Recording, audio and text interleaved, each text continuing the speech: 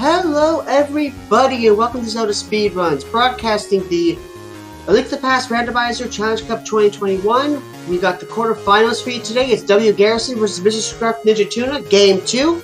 Commentating for us, we have Corvane and TabbyCat54, and tracking is Professor Pixie. Say hello everybody. Hello, Randomizer fans. Well, hello there. Good evening. Happy Wednesday to everybody. Welcome to the middle of the week, and what better way to end out the middle of the week and go on to the second half of the week than with the second game in this series between WGarrison and MrScruffNinjaTuna. Should be a very exciting game. Game 1 was decided by, I believe, only about 2 minutes, so I'm expecting great things from this game as well. What about you, Tabby? I'm expecting Scruff to come back with a vengeance, only because I'm the best friend, and so anytime that he has issues or something, I'm the one who gets the anger toward it. So he was very upset about leaving Flute in Spite Cave. So I don't think we're going to see that happen again. Very nice. I will quietly root for WGarrison then, just to go against your prediction. Well, I think that it's going to be a fantastic race one way or the other. They're both great runners. They wouldn't be here otherwise. And I think that this is going to just be a very fun match. Absolutely. Just to remind everybody, this is the round of 8. So these two runners have beaten out over 100 other opponents already just to get this far. So as you said, expecting amazing things from this race. Should be getting underway here in about 20 seconds. One of the first things we're going to look for is what item the uncle gives us. Any one of 7 offensive weapons. What's your bet? I'm going to be guessing bombs. I always guess bombs because they're not a terrible first item, and they're needed later on. So bombs. Oh, I like that bet. I always hope for bombs as well. Give some divergence early for how the runners use the bombs most effectively. We are off. Find only a heart piece in the uncle's house today, and an early map check. I see 2 crystals. The green pendant over there, Desert Palace too. Was that what I saw? A pendant. I didn't see what color it was. Green pendant, desert. Which, if we find a book early on, that's kind of pointing us that way. But green pendant, desert is one of those. It could go either way. Yeah, desert's one of those places that most runners try to avoid early just because it's a low item density. Getting our item from the uncle Fire Rod today. I'm okay with that because that could mean a low heart Mothula, and I'm always for low heart Mothula. Ooh, that's evil. And hook shot though. I think my dreams may be dashed though. Hookshot early is definitely interesting. I wonder where that could possibly lead. We'll definitely have to wait until after the escape sequence to find out, though. Nothing in escape needs that, but it will make the escape sequence much easier. The hookshot doing a one-hit kill on the rats and the snakes in the back, which should make it easy. It's also a very nice mobility item, because if you know where you can grab, you can save a few milliseconds every here and there.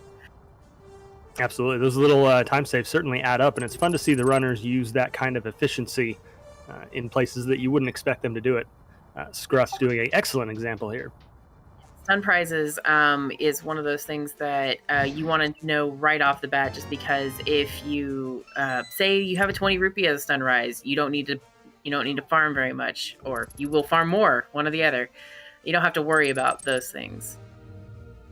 Absolutely, and if bombs happen to be in the prize pack, the stun prize pack, that's one other area where you can look for them. Bombs are absolutely in this prize pack here. They are on the big prize pack. So Scruff and Garrison both knowing that they have the big prize pack on the guards, and probably going to take advantage of that as much as they can with the Fire Rod. Yeah, they'll have to be careful. Their magic use will come into play if they have to farm too much of these guards, and once they get to the back, then they can be a little more liberal. That hookshot will come into play as they try to kill off the snakes to try and pull that bomb pack out of the prize.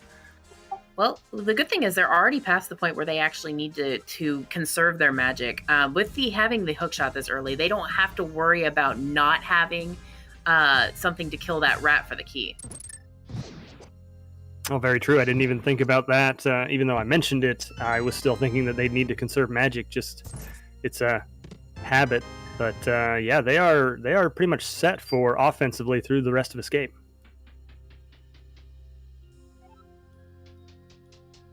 I definitely know they're going to. You don't want to get out of Escape without bombs. You're going to farm it. It's just what you do. Oh yeah, I wouldn't expect either of our runners to take any chances leaving behind the items in the back of Escape here. Especially whenever you get fire on and hookshot this early. You don't want to know like if that's basically saying something might be in the back here, or it's going to be complete garbage, which is rando. That's the way rando goes. The other nice use of having the fire rod early is it is an early fire source, making the back of Eastern, for example, logically accessible, and a few other places, which may come into play if we find, say, the bow early. Scruff does manage to get his bomb drop out of the guards coming out of the escape, or back of the escape sequence. One of those use of the pots. You don't have to use anything really for it, and you just use those pots, and it's 1 KO because of tempered sword damage. Yeah, Standard definitely teaches you to use your environment to your advantage.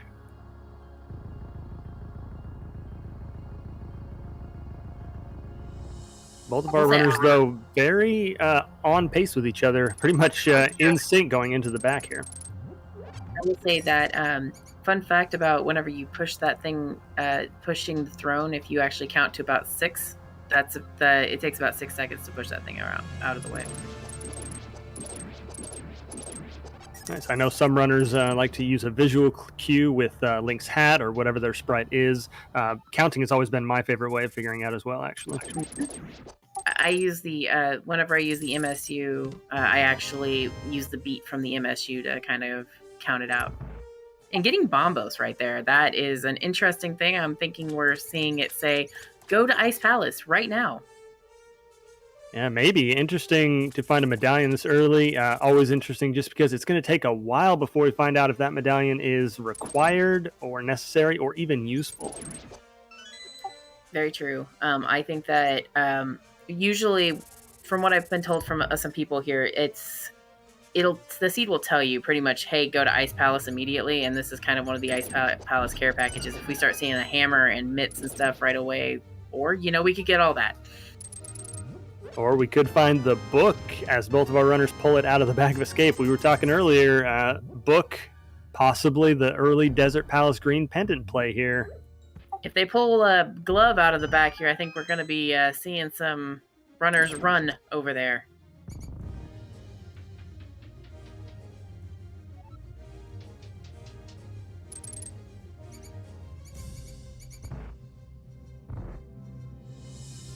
Scruff, the first one out of the escape sequence at 6 minutes and about 5 seconds. Good time for both of our runners coming out of Escape. Overall, a very, very nice loadout in Escape.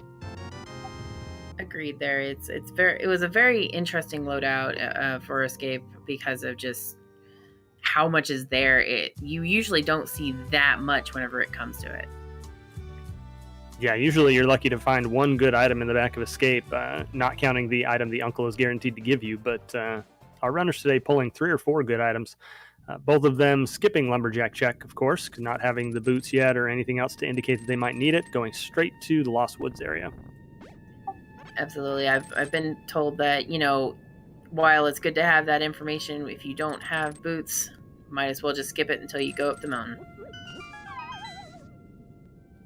And both of our runners finding bombs is one of the tree poles. That's a nice find as well. It should make so they don't have to worry so much about bombs going forward. They both have plenty to get through the entire Kakariko and maybe South Shore area.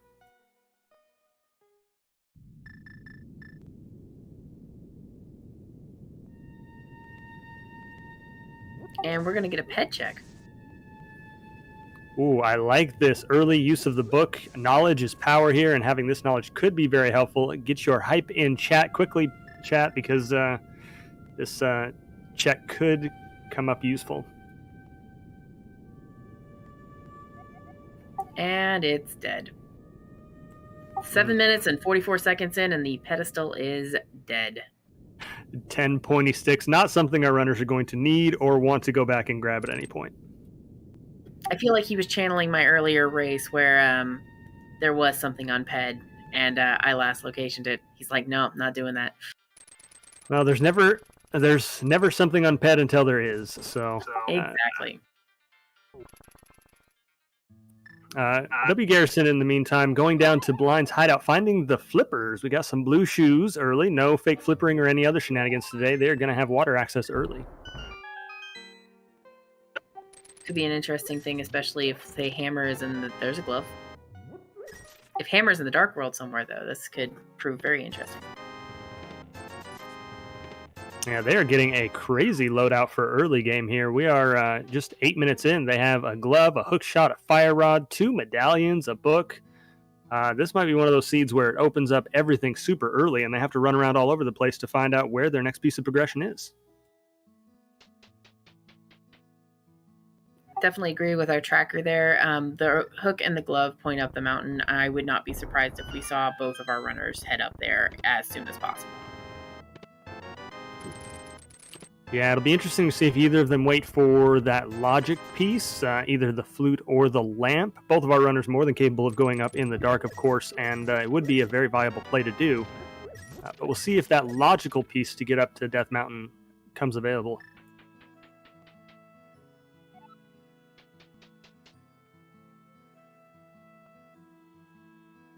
But, you know, these runners don't need logic. Oh, no. Of course not. Not at this stage. We find the Moon Pearl. So, whoever rolled the seed needs to roll my next, like, 10.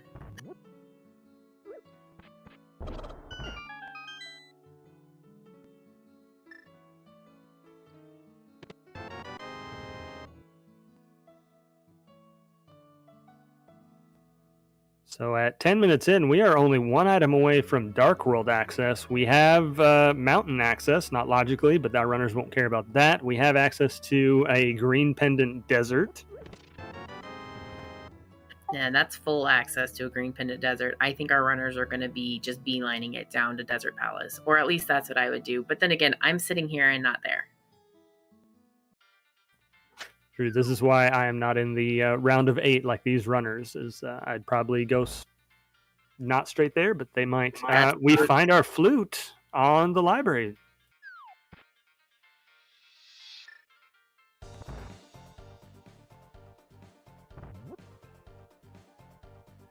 Big question now is then, when are we going to get our boots? I imagine we're going to find those earlier rather than later.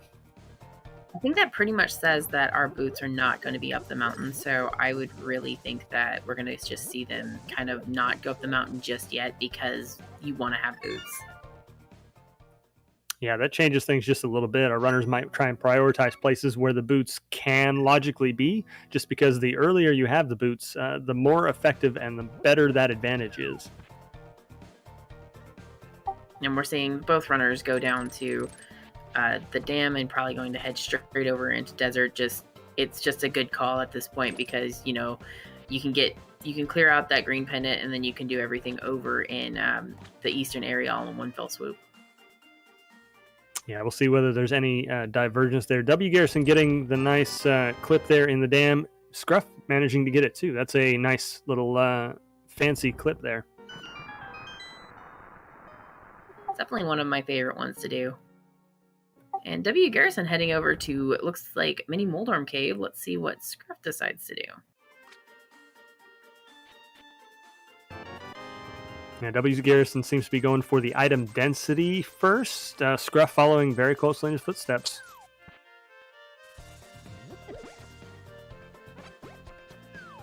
Find out the crabs have an 8-pack.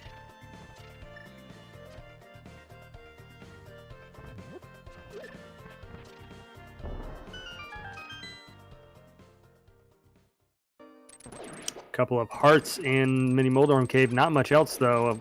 I imagine our runners aren't too sad to see that health pack, though, because on 3 hearts only, they were staying a little low, and those crabs definitely hurt on green mail, so our first little bump in health is certainly appreciated. I think that the runners are probably going to be following their flippers here first, just because you don't want to go to desert if you don't have to, and it's just a ways away, so they're going to be following the flippers first. Yeah, definitely looks like it. They are just a little short of Zora money. They're going to want to find a little bit more cash before they go up there if they can help it.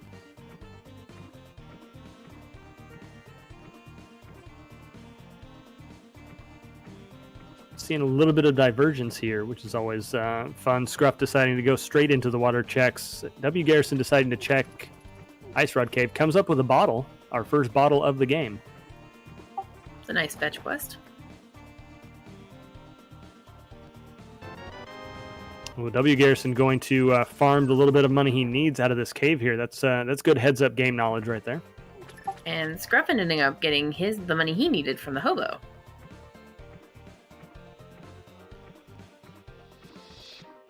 Two paths to the same goal.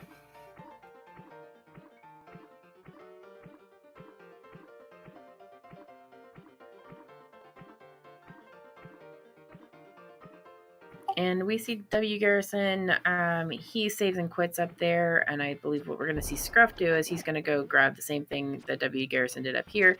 He's going to go get his bottle, and then he's going to just go straight down. So we'll see what they do here, if they're pretty much going to be following each other or what they're going to do on this. Yeah, an interesting flip-flop of routing choices here.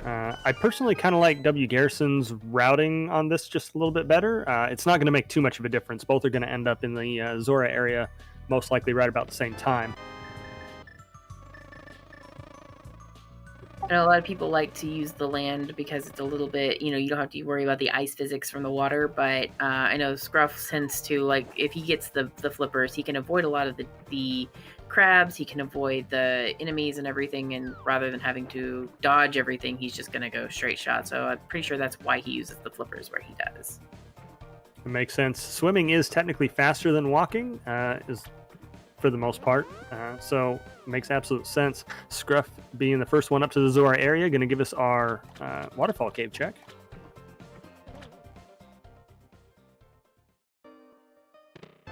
Some blue mail and a bloomerang. So whichever way you like to go with your boomerangs, you got it today. Blue boomerang is objectively the better boomerang, but also gets a free fairy refill from the lady in the water there. I disagree with the blue boomerang being better because I can do unsealed glitches with my red ring. Thank you. So much lag though.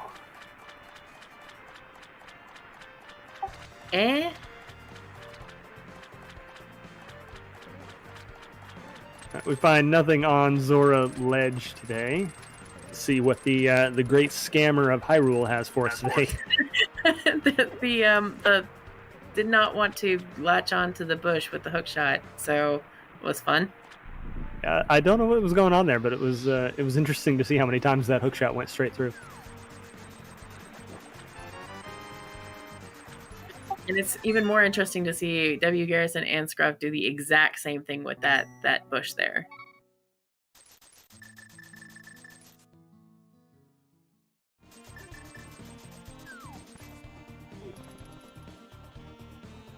Both of our runners having the cape, that could be telling us, hey, maybe Aga is a thing? Yeah, I mean, it's nice that the Zora wasn't a scam artist in per se today, but our runners might not be too happy to see that cape.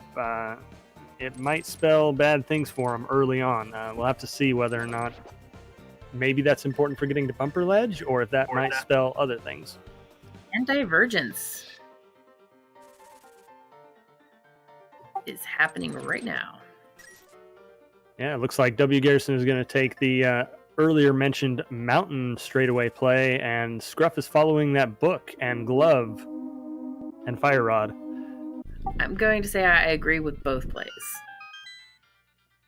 Yeah, hard to tell at this moment which one is better. WGarrison definitely going to have more items up on the mountain. A lot of items available up here on the mountain. Technically not in logic yet, but our runners don't care about that. Scruff, however, following more of a trying to read the logic of the seed and may pay out big.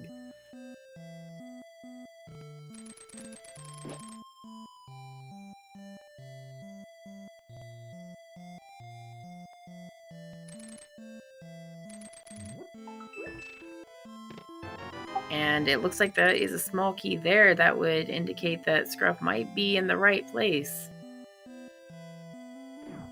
Yeah, unless the big key has landed on the torch, this will be a full clearable dungeon, which just leads more to the possibility that this dungeon is actually the logical way to go.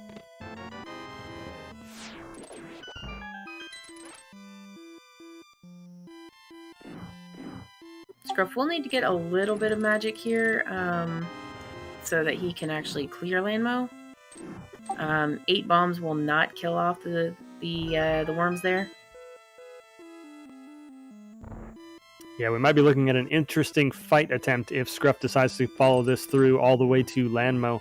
Meanwhile, WGarrison does manage to save the old man from the cave, gets $20 for his trouble, and now heads further up the mountain.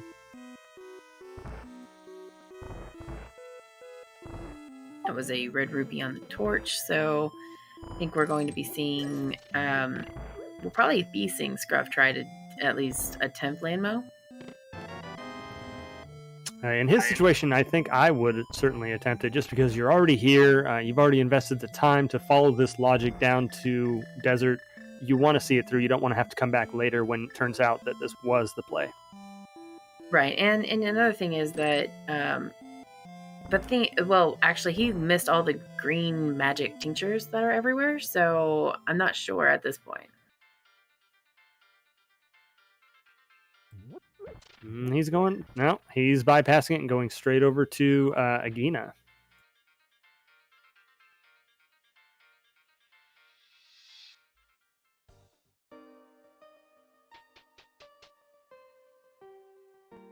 Yeah, meanwhile, I haven't seen anything really pop up on WGarrison's side.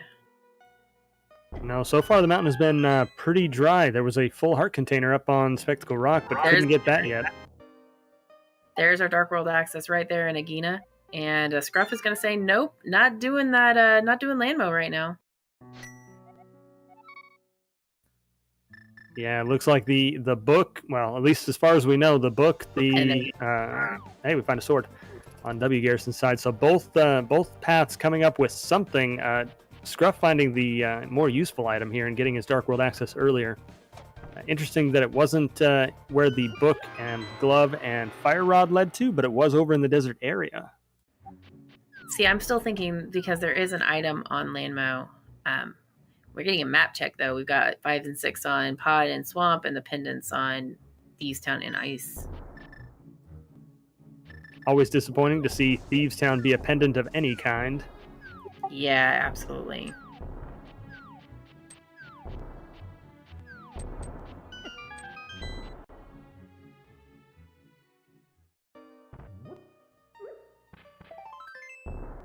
And one thing that Scruff can do now that he has the hammer before he's going up there is he can actually clear Hera while he's up there versus WGarrison who cannot. So hopefully Garrison gets down to Agina as quickly as he can because that's going to definitely help him out.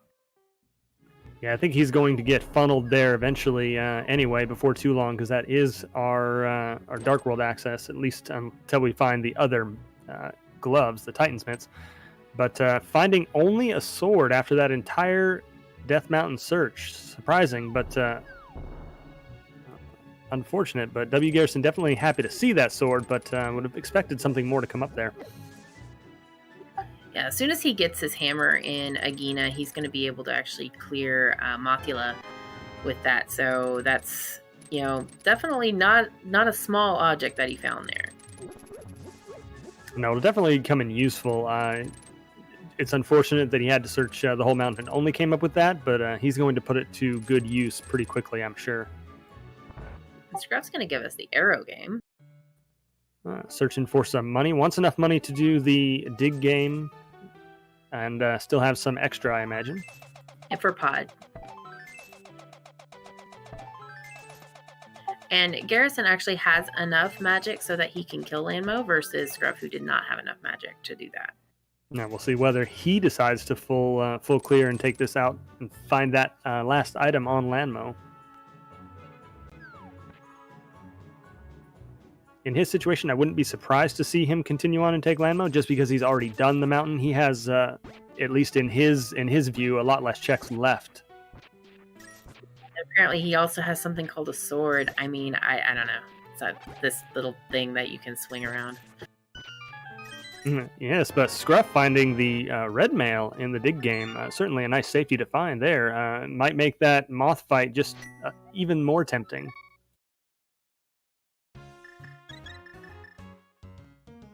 Definitely see that, you know, I'm going to go up there with, I'm going to be able to easily go kill Moth without any issue, so.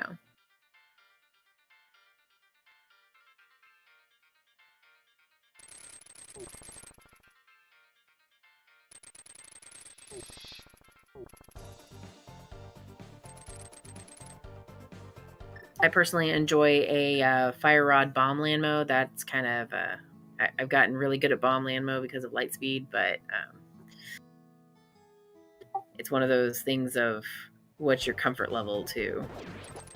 And one of those things we don't see very often in any of the randomizers, really, is bombs on land mode, but definitely useful when the situation calls for it.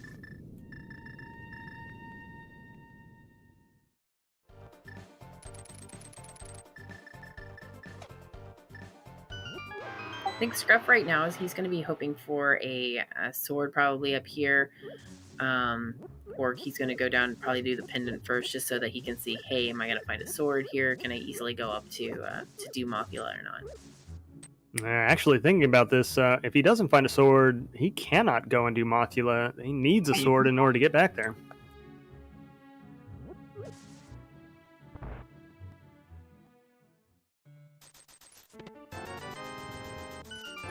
And Garrison is going to go kill Landmo, so we get to find out what does our green pendant hold and what does Landmo hold. Yeah, we'll soon find out whether or not the play by Scruff of leaving it behind was a bad one or not. Meanwhile, Scruff checks out and clears the Village of Outcast area.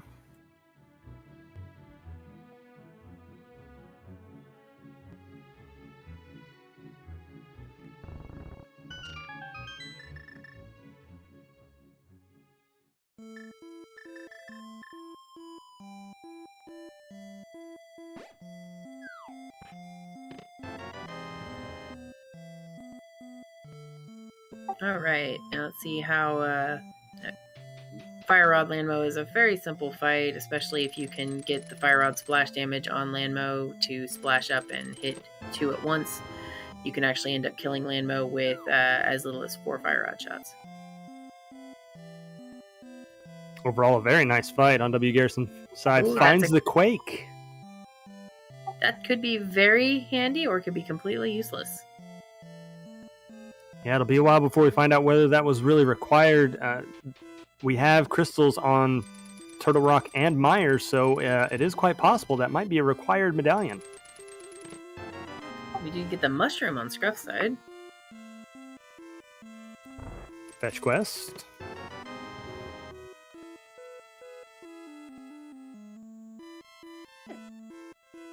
Looks like Scruff is just going to decide, you know what? Let's go find the items. I already know Pet is dead, and this isn't a green pendant, so we can go, and if we find all the items, we don't have to finish it.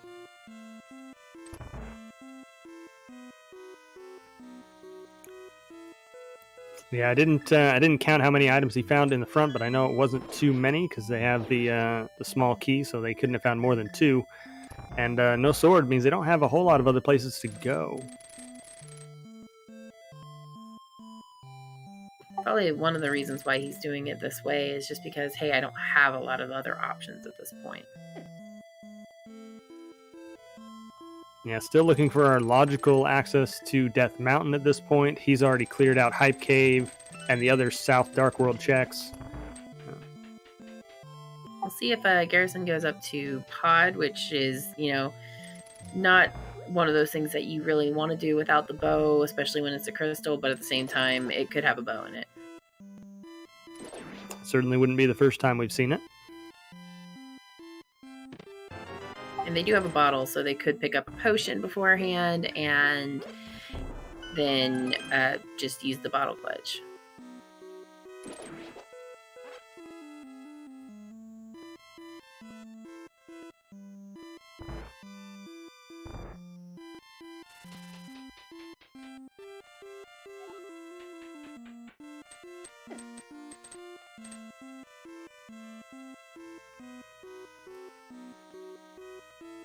All right, which way are you going, WGarrison? Looks like they're headed left in the same manner as Scruff did. Gonna finish out the South Dark World checks over here with Stumpy and Big Game.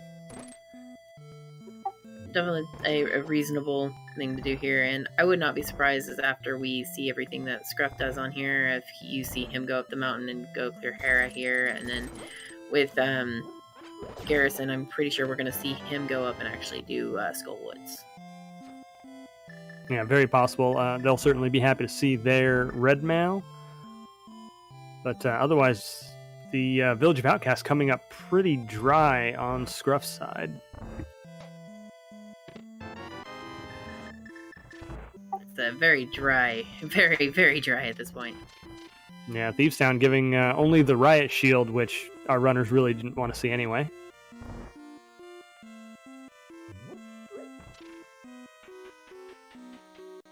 I do believe, yeah, Blind does have an item. I was trying to count on it, and I think I saw all of the dungeon items, so Blind must have an item.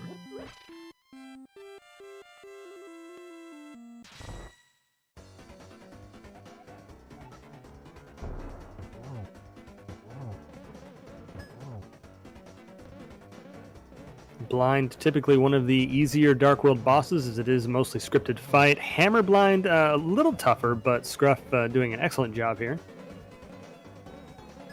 Hammer Blind is the bane of most people's existence because, you know, most of the time whenever you have to do Hammer Blind, you're doing it on Inverted and 3 hearts or something like that. So a lot of people hate Hammer Blind. And Thievestown coming up just absolutely empty. Yeah, that's a rough Thievestown there, especially knowing that the pendant or the pedestal is already dead. Didn't really want to have to grab that pendant if he didn't have to. Ends up full clearing Thievestown for really nothing. They did find the mushroom in there, I believe.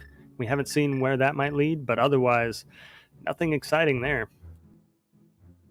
Yeah, it's one of those things where Pendant Thieves is just you either it's gonna have something in it, and you always check the first 4 chests. But whenever you see, I don't really see much in the front. Let's see what's in the back. You know, that kind of thing. That's whenever it gets a little wonky. Thievestown always has something important until it doesn't. That sounds like Rando. Yep, Scruff going to go over and give us a check of the bumper ledge, see if that cape that we got from the great scammer Zora is needed. It is. I would say that is important. I'm going to say Scruff is going to take that mirror and probably decide to go up the mountain and find his sword. Just because, hey, it's right there.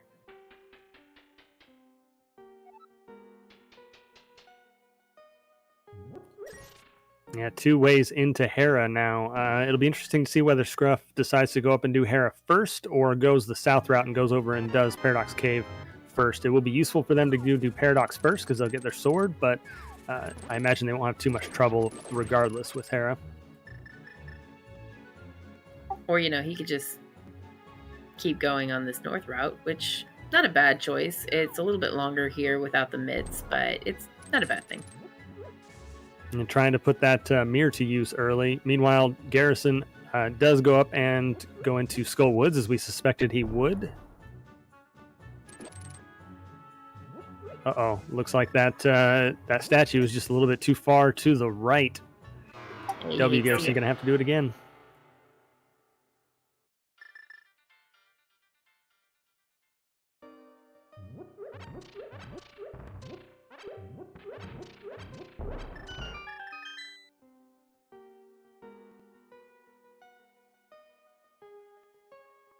I think what we're going to see seeing is North Dark World into Pot probably at this point. That'll be an interesting route. They'll definitely take... this will be useful for them to head over and turn in the mushroom, which will be very convenient. See whether or not that leads to anything.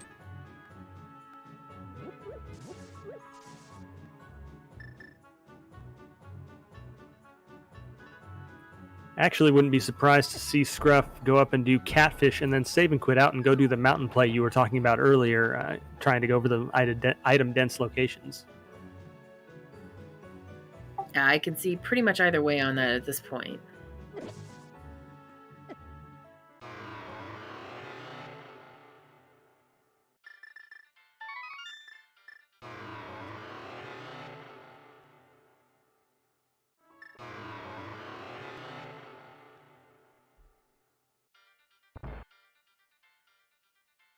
There's the bow. That means that he can go straight down to pod. I don't think we're going to be seeing a save and quick. I think he's going straight into pod. I think you're absolutely correct. That is a fantastic find. Looks like that dip into Thieves Town was actually more important than we originally thought. That bow being 100% required and very useful. Now they'll be able to go down and do pod and Eastern, in fact, with that mirror. Indeed. And see, it.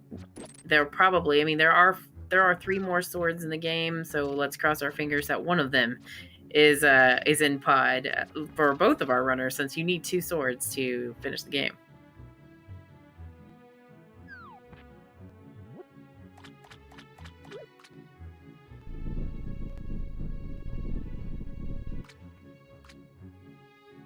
WGarrison pulling off a very nice hammer moth. Not as easy as it looked, for sure. Moth can play nice or not, especially when you have the hammer, but gets their first crystal at 34 minutes in.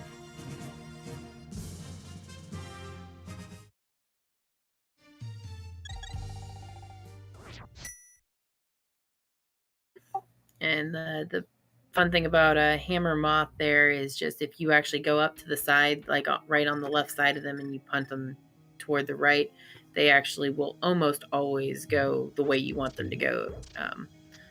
Kind of had somebody teach me that, and it was like almost as scripted as blind at that point.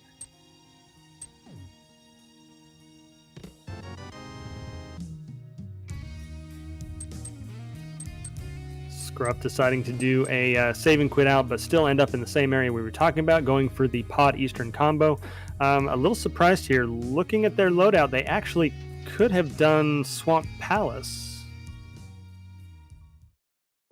Oh, what probably he's going to do is going to go pod, and then he's going to go swamp, and then straight up to pyramid fairy and loop in the pyramid with it. Oh yeah, that probably true. Very nice routing choice, probably by Scruff there, if that's the case. Yeah, I finally have rubbed off on him.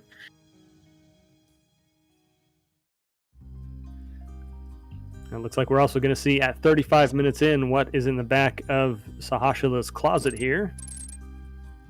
This is an interesting thing whether they, whenever you put it off, but, he thankfully got the mirror, so. Yeah, it makes this entire area a lot easier. The mirror in general making a lot of Dark World and Light World overworld checks a lot cleaner, a lot more efficient. Doesn't find anything in the back of the closet today except for the blue cane, which is useful, but creates a whole bunch of lag, so unlikely to see our runners use it much. He's already fought the one boss that he would have used it on anyway with blind, so we're unlikely to see it being used on Armos, even though it is a fun fight with Armos.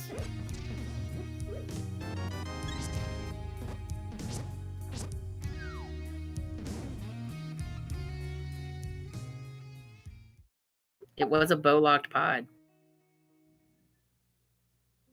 All the better that they grabbed it when they did. WGarrison finishing off Skullwoods, finding a full heart container in there, but not much else.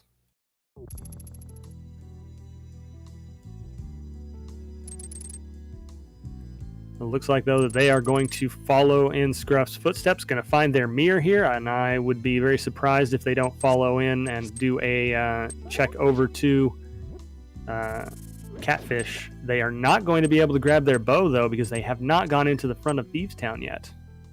And that's kind of a thing with Thieves Town, is when it's a pendant, you're like, well, let me just avoid the entirety of Village of Outcasts, because I don't want to deal with that.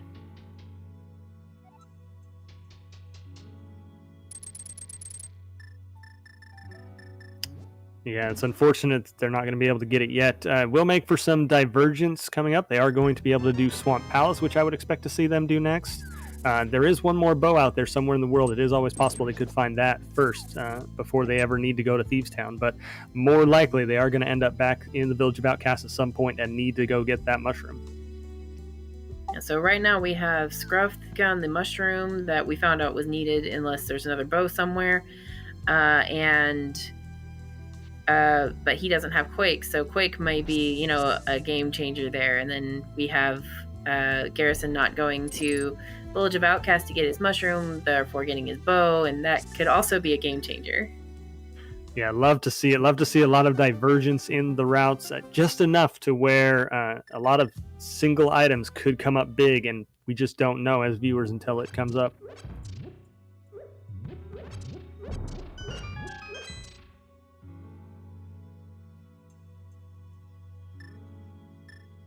So far, the front of pod for Scruff being about as boring as usual, finding not much except for keys and a few dungeon items.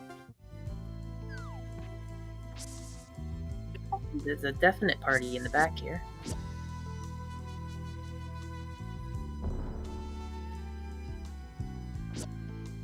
With having, I believe he found his compass, his map, and then the keys there, meaning his big keys back here somewhere, or not. Yeah, I believe they pulled one useless item out of the front.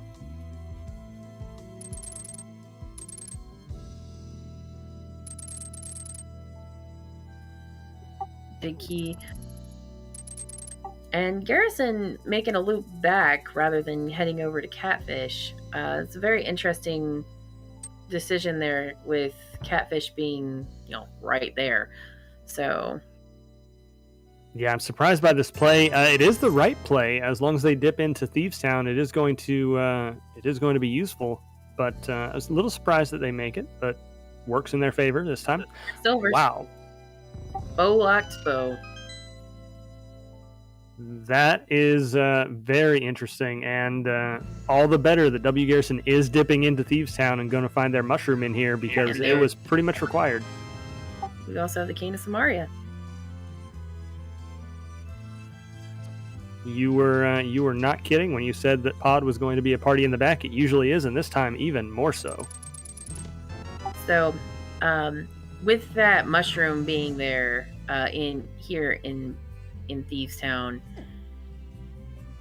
it's the question remains: does he go straight up there? Does he actually worry about the mushroom right now, or does he go do Hera, since he actually has everything? He's already got it open, so it's like he can just walk up there. Yeah, or does he take the dip down to Swamp Palace, which is also full clearable and an item dense location? There's a lot of choices here.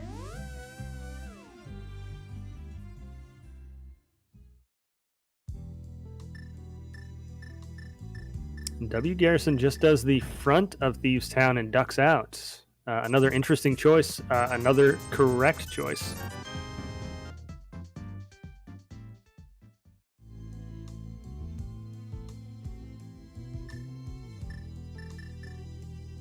And doing the 4 things in the front and then going to the back, not going to the back there on a pendant dungeon, is a very common play.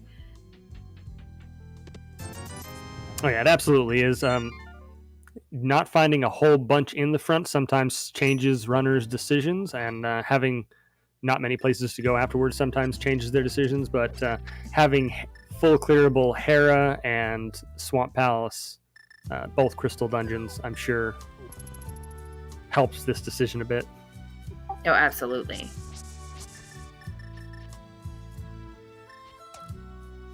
And we are going to be seeing Swamp. And not surprised by this play. Item dense location, 6 items available in Swamp Palace if they decide to do the full left side, most likely.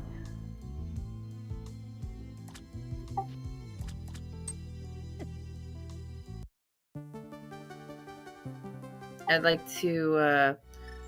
The Scruff is really wanting that sword that Garrison has right now, because yes, you have the fire rod, but doing the turtle room even with fire rod without a sword is no fun.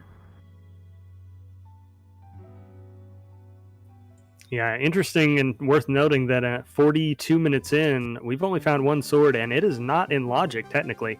So interesting to see where our lamp or boots or another sword is.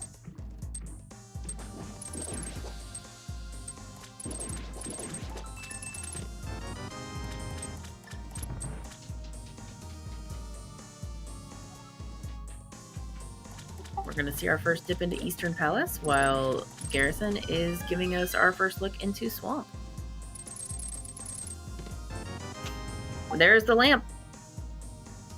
Well, there's our logical access to the mountain. WGarrison probably going to be happy to have that before they bother going to do pod when they eventually get to it. No matter how good you are at dark rooms, having the lamp always makes it just a little bit faster and easier.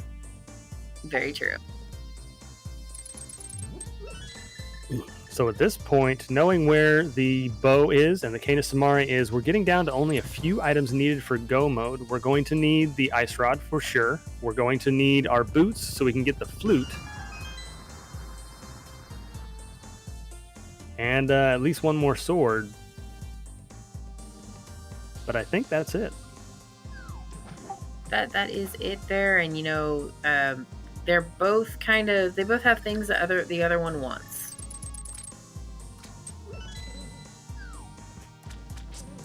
Absolutely, and it's showing in their routing choices too. They're using the items that they found to advantage, and clearing dungeons the other one can't.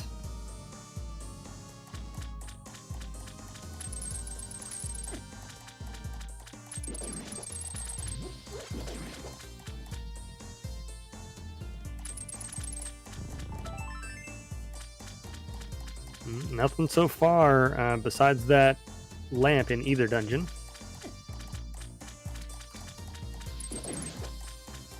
Looks like WGarrison is going to choose to do the left side of Swamp today.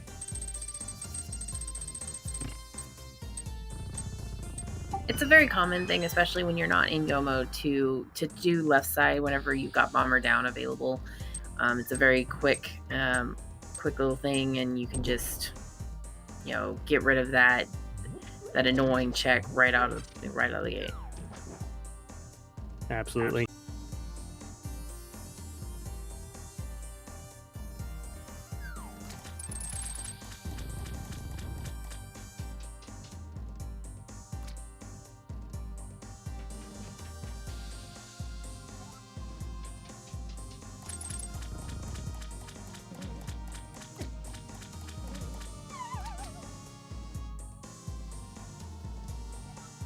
And Scruff using that fire rod to its full potential there.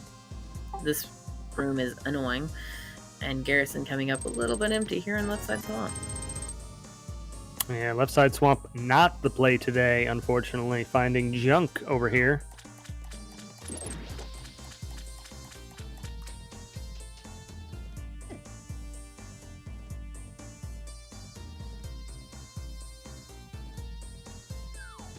But thankfully, even if it's junk right now, if you do it at the point where you're doing it during the dungeon rather than after the dungeon, it gives you peace of mind, and it's a little faster. Yeah, and with there being items over there, it would have been weighing on WGarrison's mind. Blink and you miss it. Scruff takes out Armos super quick with those silvers, and takes the crystal count lead at 2 crystals, 47 minutes in. So I'm thinking that Scruff is going to be heading over here to Swamp Palace, and Garrison is going to be following whatever he finds here, or have to follow the mushroom. Yeah, or it could always make that mountain play to go clear out Hera. As you said, that is another full clearable dungeon. Not very many items, but it is a crystal. And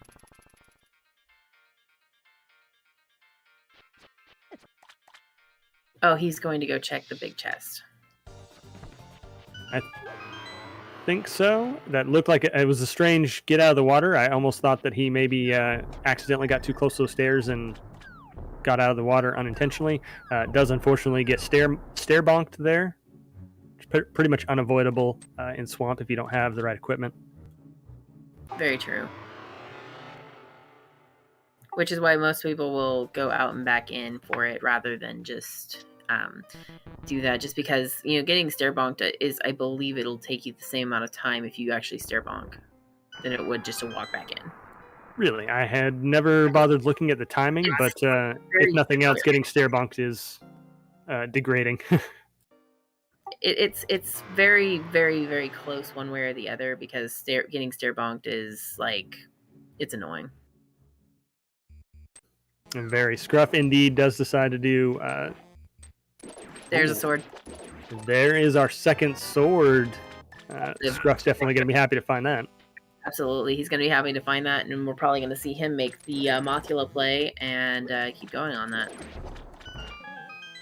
Yeah, it does mean Scruff is going to have to deal with an annoying menu boss for Argus. WGarrison possibly going to just bother with the double sword spin strategy.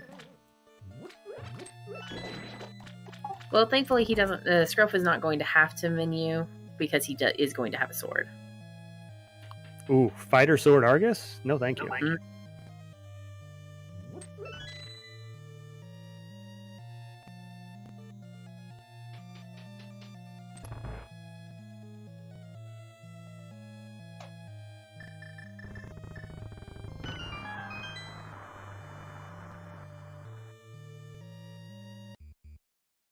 Yeah, as is being pointed out in chat, it is the exact same strategy from between the two. So it's actually the same time frame for both Master Sword and Fighter Sword to do that on Argus. True, you do have to get it a bit more consistently, though. Both of your sword spins have to hit, whereas with Master Sword, I think only one does. It does take 2 hits. With Master Sword, it does? Shame on me for not knowing that. WGarrison does manage to take down Argus without problem, ties up the crystal count at 2 each.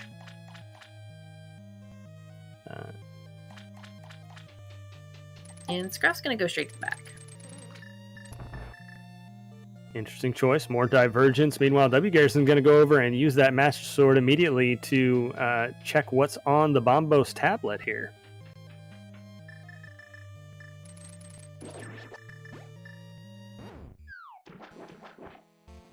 And Scruff doing another version of Diver down there. He's probably not very happy about seeing 2 dungeon items right there. Now we'll see if they go back in. Garrison finding another fairy on the Bombos tablet. Not required. Nice safety.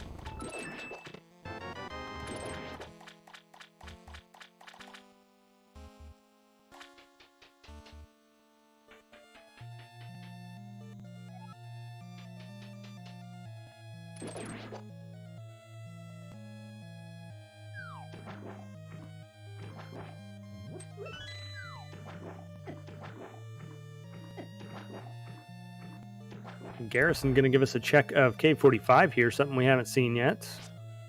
So I'm thinking mitts are probably going to be in Pyramid Fairy. Definitely possible to have something progressive there. Either the boots, maybe, or, like you said, the Titan's mitts. Always suspicious when you have early access to both the crystal dungeon, both the red crystal dungeons. Very suspicious.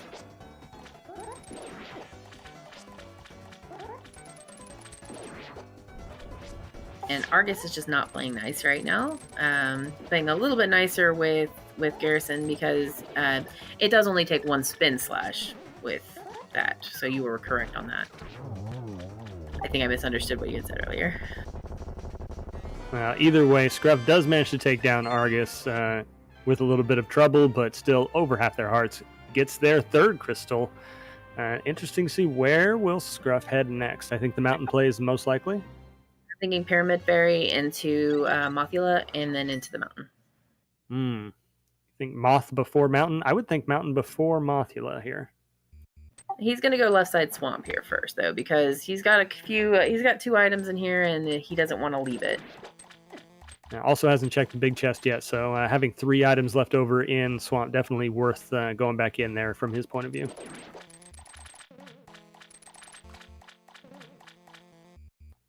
WGarrison, meanwhile, is going to make that bowless pod play. This will be super interesting to see whether or not they clip into the bow locked side and manage to get into the back. If they do, it will be worth their while. They will find a bow there.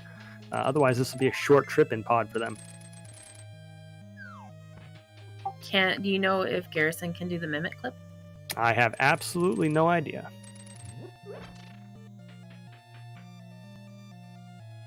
I don't think they have a potion, though. I think they only have fairies in bottles, so hopefully they know it. Saha is nothing today. So if that Quake is nothing, then Scruff is safe. If Quake is everything, like we know it probably will be, he's going to have to go do that thing. I would be very surprised to see Quake not be required for one of the crystal dungeons here, given how early we had access to the desert area.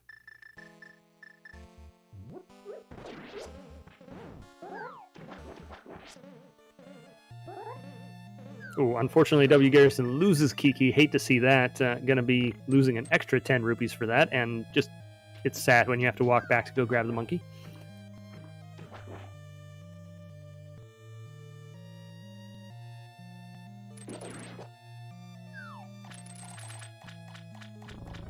Always those little wiggly monsters. Cannot remember their name for the life of me. I think half the names I know for all these creatures are incorrect and just names that we've given them in the community.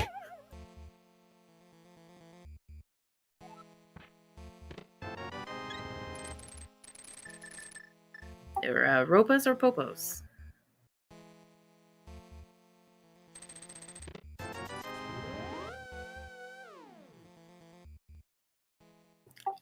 I just call them the tentacle monsters. It usually works. Call them the jumpy things.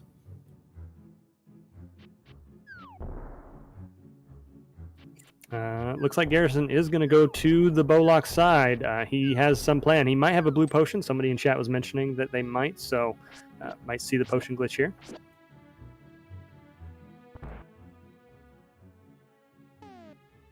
No, actually, it looks like they might be setting up for the fairy version of this, which is a little bit trickier to do.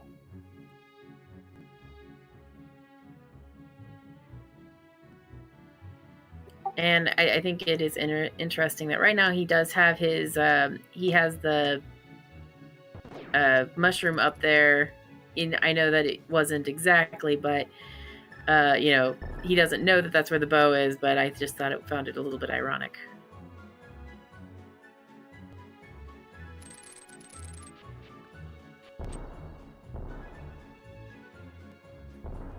Oh, he manages to pull it off with the fairy, does manage to clip into the Bowlock side of Pod. This is going to be a really amazing play for him because he is going to find his bow in here. It will be funny when he, after Pod, probably goes up to do the checks and finds their logical bow. Well, as we said, Pyramid Fairy does have progression today. Ice Rod, certainly happy to see that. It means we don't have to do an Ice Rod hunt for the end of the game. Nobody likes that. We are still looking for boots. So are we going to go up the mountain or are we going to go to Mothula first? I think we're going up the mountain. So you are correct. Not surprised here. Item dense location, crystal dungeon up there that they can full clear. And I would not be surprised to find the mitts up here in Tower of Hera at this point. Or the boots.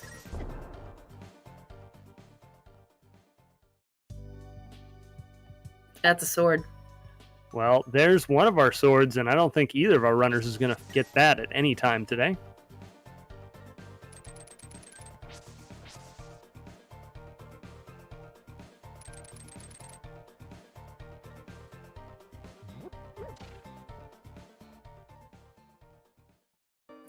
Don't you want to do Aga 1 to get a sword? Come on. I mean, if I can't find another one, I will, but definitely not my first choice.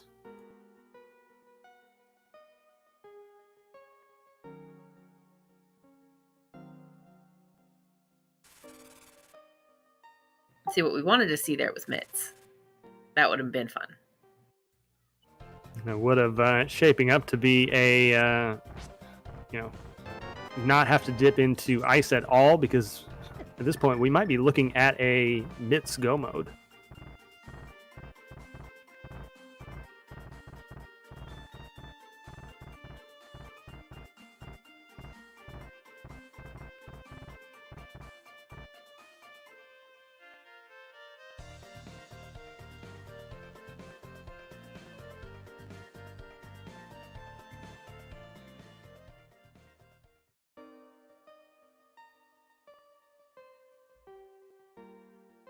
And he's probably very happy he has his lamp right now.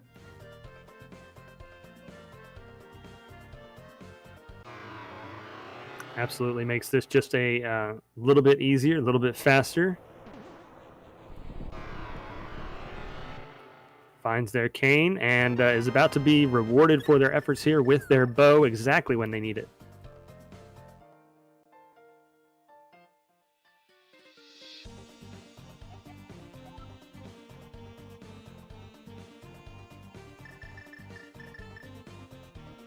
Ether tablet coming up as just a heart container, which means it was not required. Neither tablet coming up as required. Just strengthens my suspicion that that book was required to get into desert.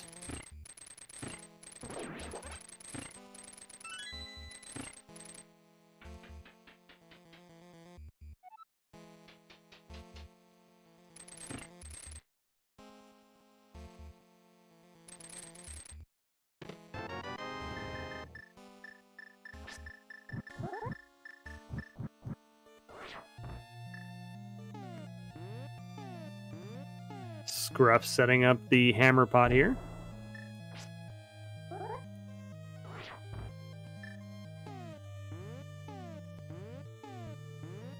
I'm going to call it hammer pot from now on. I wasn't going to correct you. Thank you for not correcting me. Because hammer pot just sounds more fun.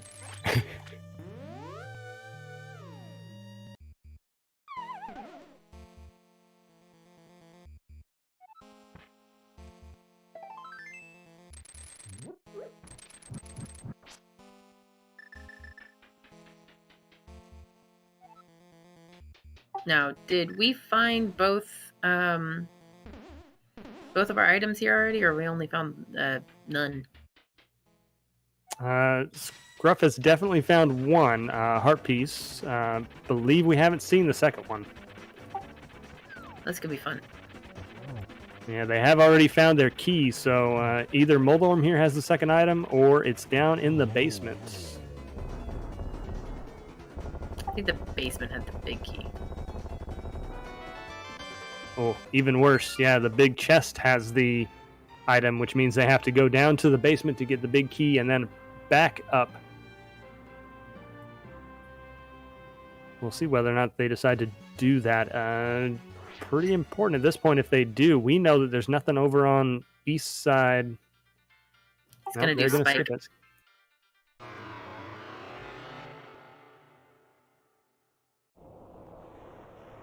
He's going to do spike, and then if it's nothing in spike, then he'll probably go back up there and do it.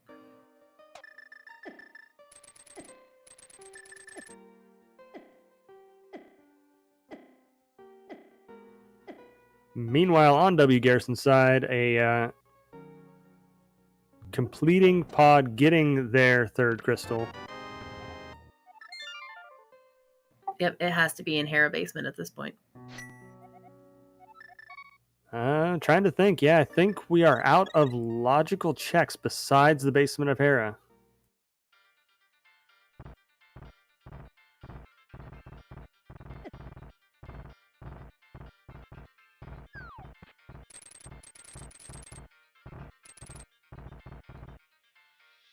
My guess is that mitts are going to be probably in Turtle Rock. I very much doubt that the mitts are going to be in Turtle Rock. Not mitts, I meant boots. I know, but I wasn't going to correct you.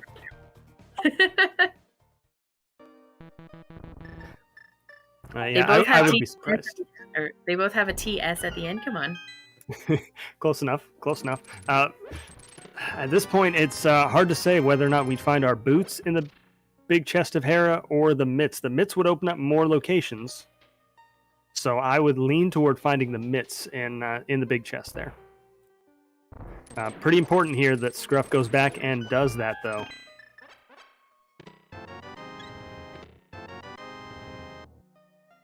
Our tracker pointing out also, yes, I don't think we've seen Sick Kid.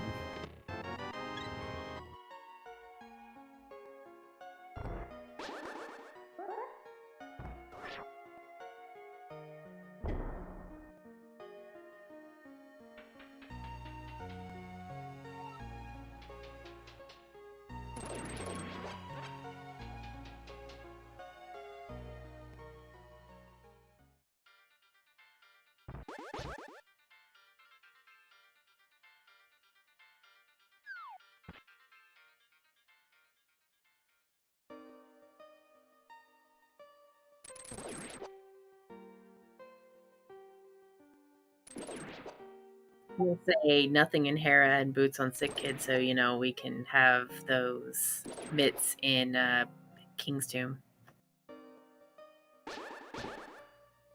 Fortunately for our runners, if the boots come up as the next item they find, either in Sick Kid or Big Chest of Hera, there's not too many locations that unlocks, so the mitts would have to be found pretty soon after that. Whereas if they find the mitts, then there's a lot that's open up to them and a lot of places that the boots could be hiding.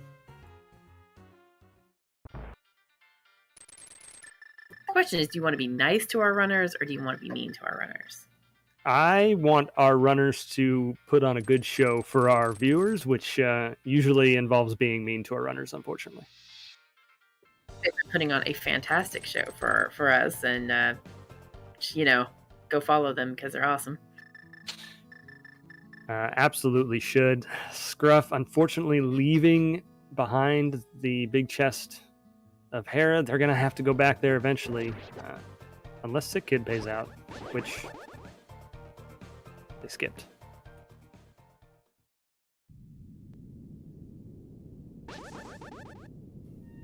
They're doing the Skullwoods play, actually. Makes sense. Another full clearable crystal dungeon.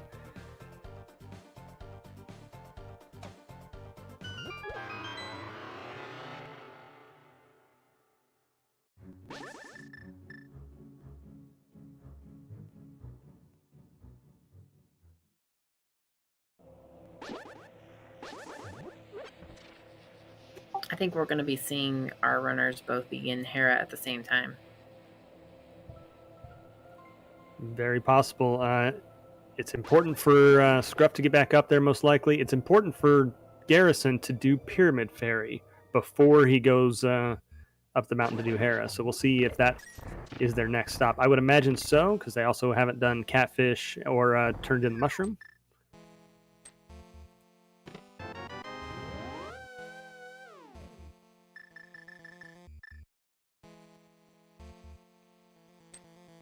We shall see. Yep, where are you going, Garrison? Hera. Oof. Once again, very interesting play. Yeah, this might be bad for Garrison. If they find the mitts up here in Hera, as we suspect they will, that will open up a lot of places, and it might be a little bit before they get back around to doing the Pyramid Fairy.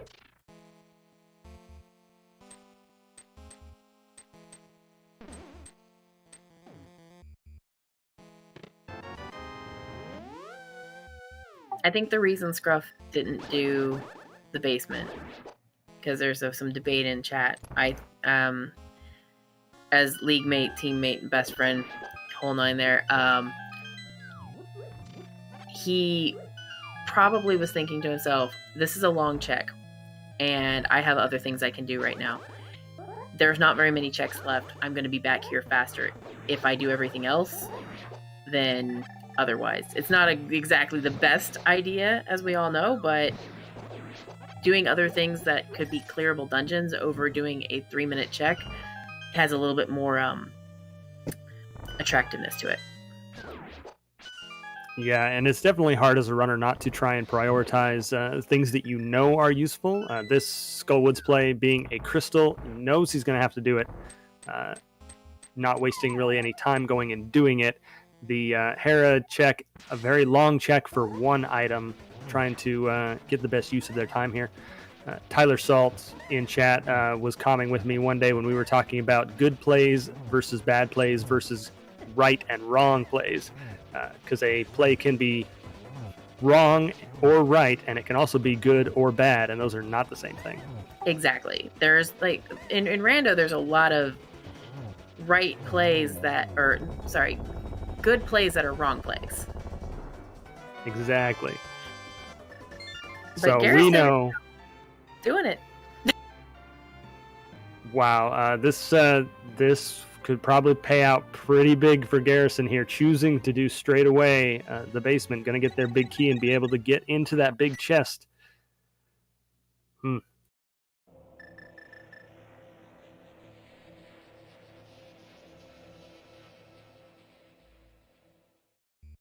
Yeah, this This is the thing. It could be excellent for Garrison if it's boots. It could be terrible for Garrison if it's mitts.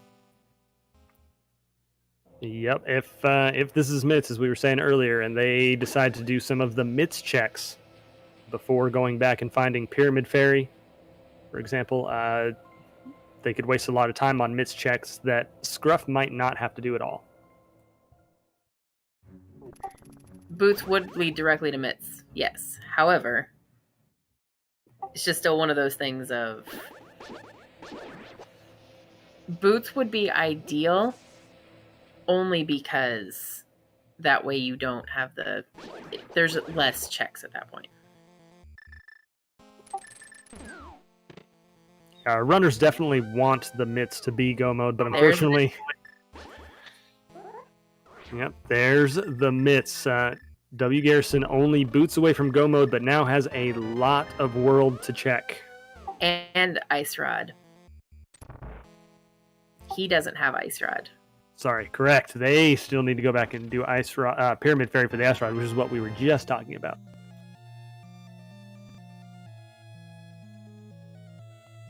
Boots locks the flute.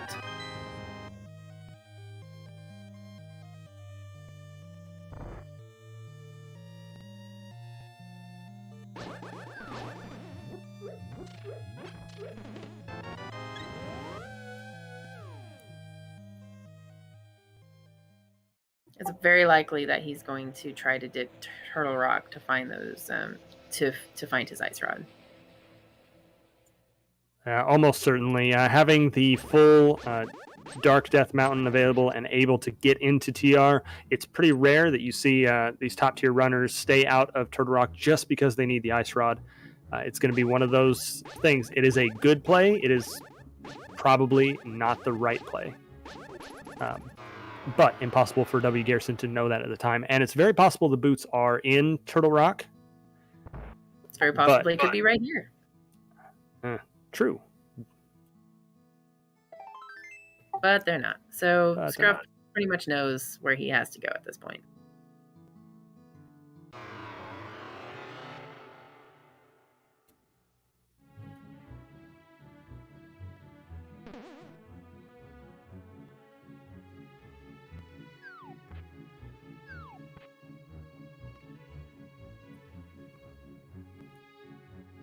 I'm not sure where he's going right now.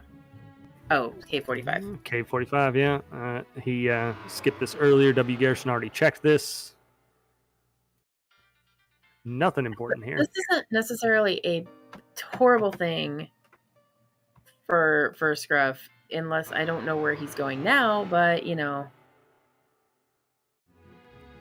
Oh, he's going to Bombo's tablet, and he might go and clear out the Desert Palace while he's over there.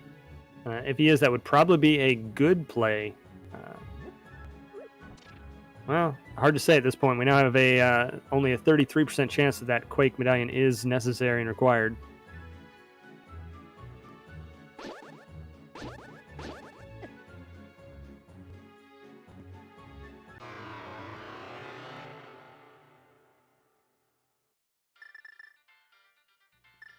Nothing really coming up in Hookshot Cave. Gonna jump over here to Super Bunny, hoping to find something of interest. Hoping to find the Ice Rod on their side, of course, but not gonna find it here.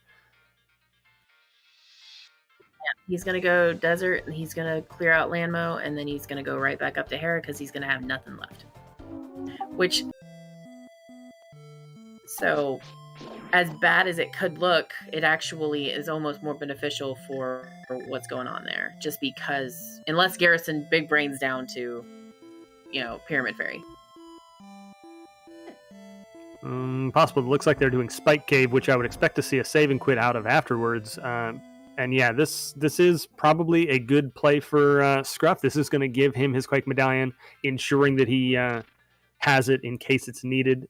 This is probably WGarrison's big advantage right now, is having Quake, but Scruff's going to remove that pretty quick. And then it is all up to how quickly we find the boots.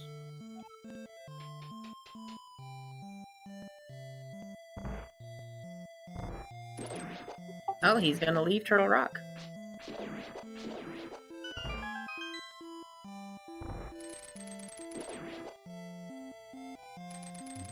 Oh, big brain here.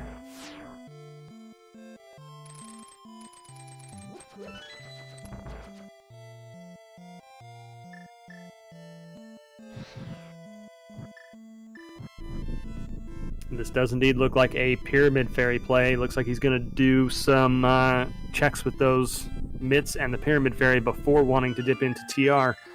This is... Oh, there you go. This is going to even up our runners pretty quick here. Scruff, as you said, having only one check after they're done with Landmo here, which is over very quickly. They're going to head up to Tower of Hera, get their mitts. And go straight into straight into Turtle Rock and probably find the boots there.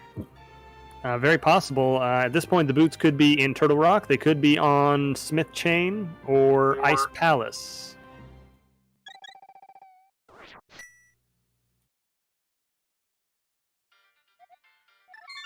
I think Scruff is going to head up to Hera, or maybe not. Oh no! Keep going. Saha.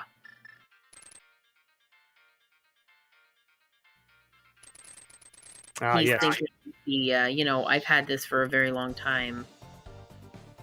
And Garrison's about to get his Ice Rod.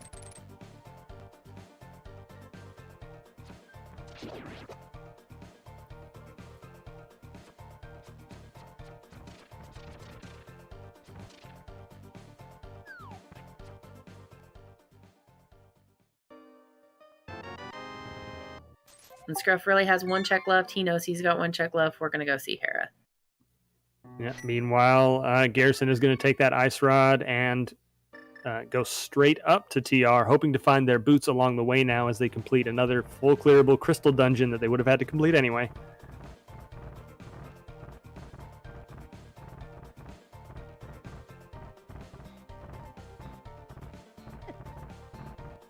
And as you said, I would expect Scruff to do pretty much the exact same thing. They're going to find their mitts over in Hera. They're probably going to mirror out, go over and do Dark Death Mountain right into TR as well.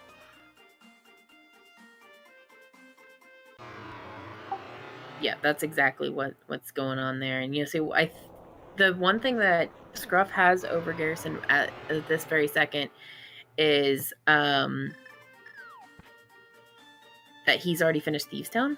And Thieves Town did have items back there. So if, say, Garrison doesn't find the boots into Turtle Rock, then he may decide to go to Thieves Town over to Smith Chain. It's not a great plan, but it's not a bad play. Yeah, the other thing I would say that Scruff has over Garrison at this point is the silvers, which if, say, they find the boots in Turtle Rock, means that Garrison will never find those silvers, and the silvers may come into play, especially since they're still on Master Sword, and silvers are faster with the Ganon Tower climb and with the Ganon fight itself. So this is turning out to be a pretty close race here. Both of our runners are going to be in Turtle Rock at the same time with almost the same loadout.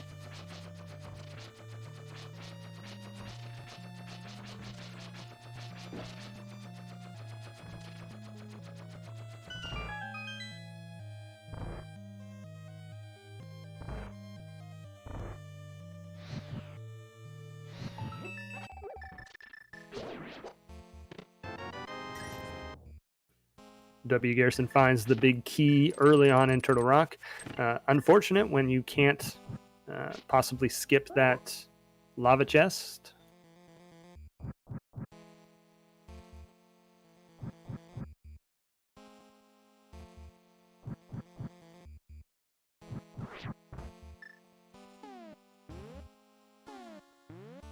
And chat bringing up a good point. Boots can be in ice. Boots could really be anywhere other than a boots locked location. Yeah, at this point, boots can't be anywhere in the mire area, but everywhere else is pretty much open. Our runners have checked pretty much everything else, so the Smith Chain and Ice is the only place that I can think of besides Turtle Rock here that the boots could really be.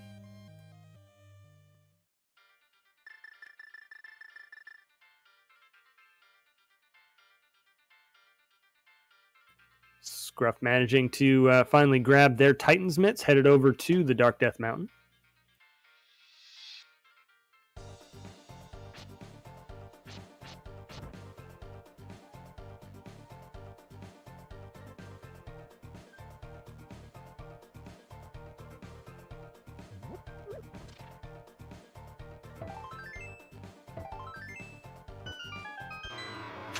WGarrison trying their best to avoid that bunny beam, manages to get it anyway.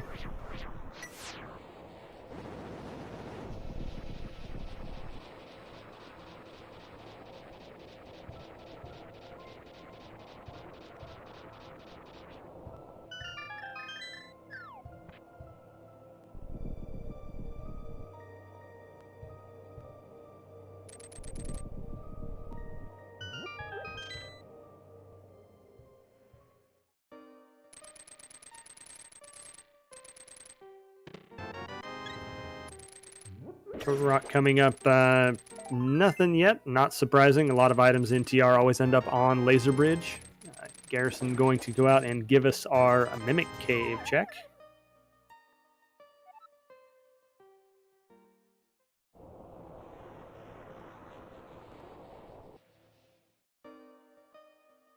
And it can be anywhere. And, just all they're trying to do right now is just do things as quickly and efficiently as possible.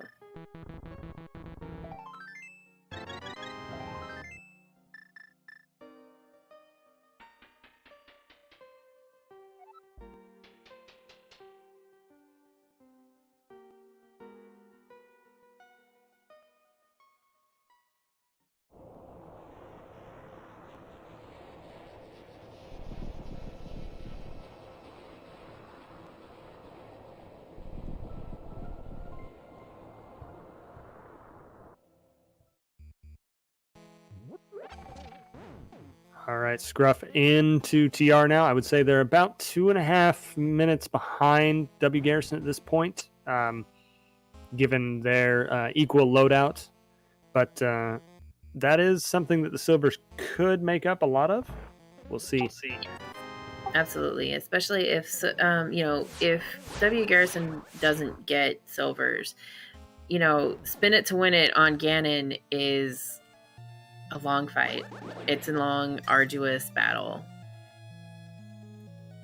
Absolutely, and there's a lot of places in Ganon's Tower that the Silvers come up helping you out a lot, as well as the Vitreous fight itself, which our runners are going to have to do. Vidi itself is about, I think, chat can correct me if I'm wrong, I believe it's about 30 seconds faster with Silvers, if not more. Would not be surprised at all by that. WGarrison headed back to the Laser Bridge here. This is where I expect a lot of items to be here.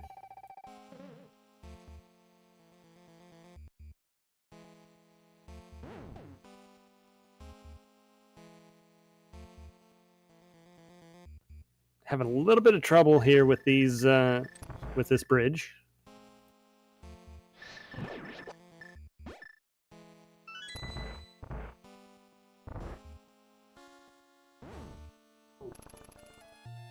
Laser Bridge always is it's a fun time.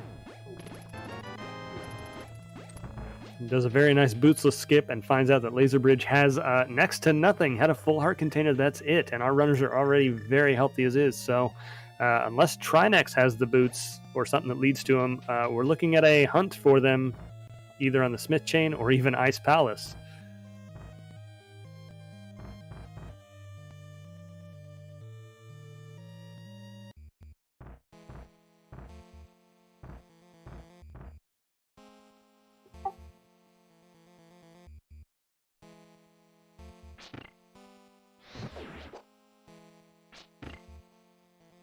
I will say that Master Sword Trinex without without a potion of some sort is always Yeah, always a little iffy when you don't have a tempered sword. Garrison making quick work of the ice head, which is probably a good choice as they create those ice floors, which are super annoying to deal with. Is going to have to use their blue potion to finish this off, but fortunately well equipped for this fight.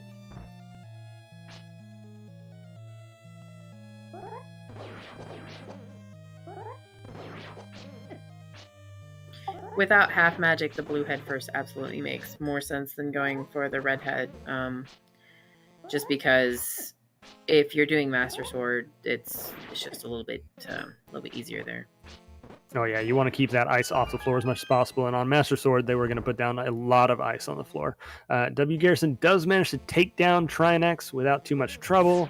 Gets a heart pieces all for their troubles, so we are still looking for the boots as they pull out their 6th crystal.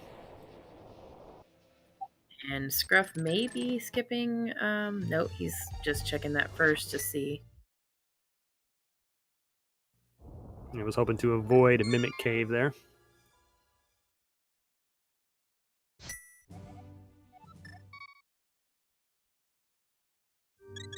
Question is, do we go to Smith Chain or do we go to Thieves Town for Garrison first? Because Thieves Town does have 2 items at least, if not 3. I think it actually has 3 in the back. And that's going to be weighing on you, especially if it's 3 items. I mean, I think that's why Scruff did it. I mean, because he kind of goes with a few things on there. Yeah, could be a very big play here. I personally would go with Smith Chain first, but it's also one of those things of, is it, what is it? Where is it? That kind of thing. Yeah, no flute to make the Smith Chain faster. It does have the mirror, which will speed things up quite a bit, but still going to have to either save and quit or walk that purple chest all the way down if they want to complete the Smith Chain. So that's a lot of time. Oh, they're actually going to go and check the pedestal, which Scruff did at less than 7 minutes. Yeah, Scruff is known for an hour and 20 minutes that this is not the answer, but WGarrison finally getting that knowledge themselves as well.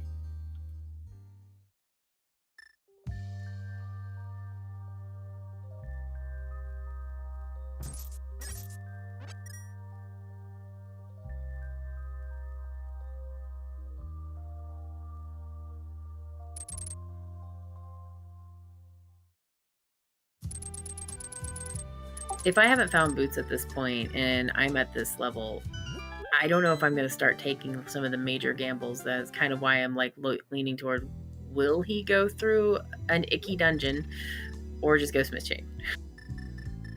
Yeah, it's one of those things, it weighs on their mind that if their opponent decided to full clear the back of Thieves and that's where the boots were, it might already be too late to recover. So maybe you bank on the boots being in a location that was locked until recently for both runners.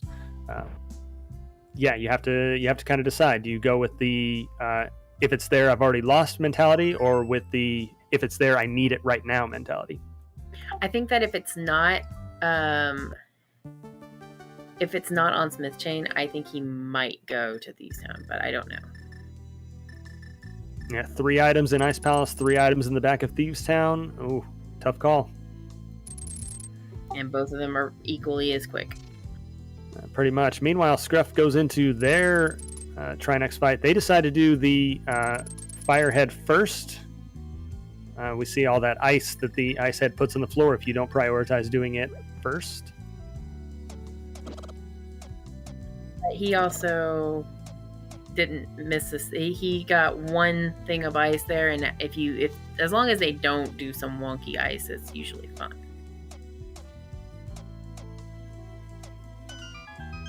₹5 was what was on the green pendant.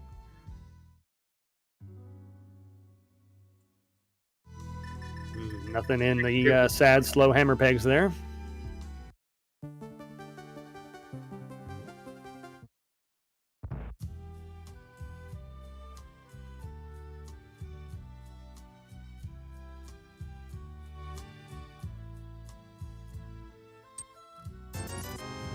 And there they are. That is go mode for Garrison at 1:29:31. Ooh, we have some cobblers in the Smith Chain today, finding his boots, getting in go mode, and a perfect place to find them as well, right next to where they can go grab their flute.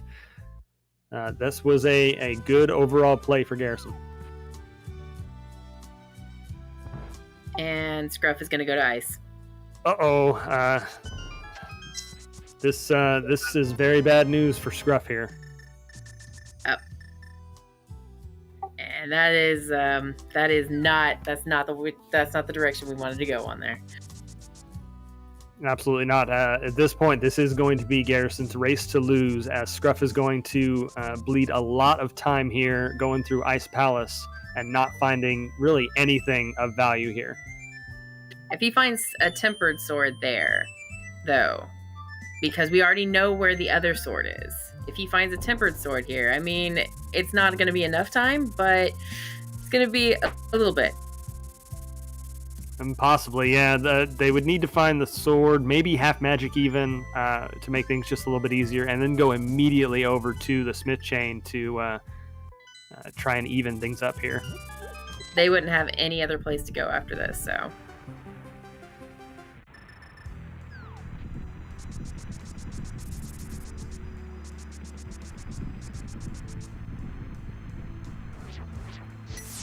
Garrison, meanwhile, going to forego checking pretty much any other places, going straight for Meyer. They are committing to this play, going to go hard for full clearing Meyer as quickly as possible, going straight up to Gannis Tower, not bothering to look extra checks for a sword or anything at this point, I think. Except we do have the ice toss. Gotta throw that bird. Extra brownie points, of course, for the bird toss. Always the correct play.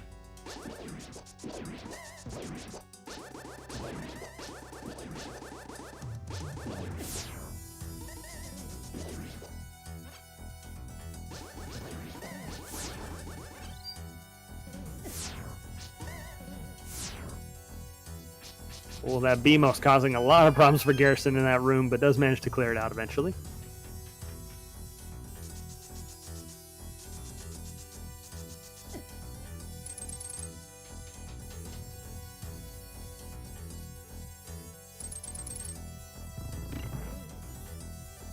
Grinding a bottle.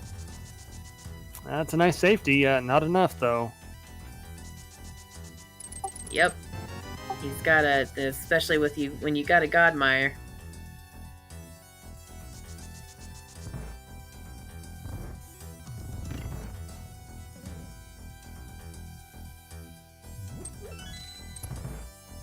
Yeah, but Garrison going to take full advantage of that, going straight back to Vitreous as suspected.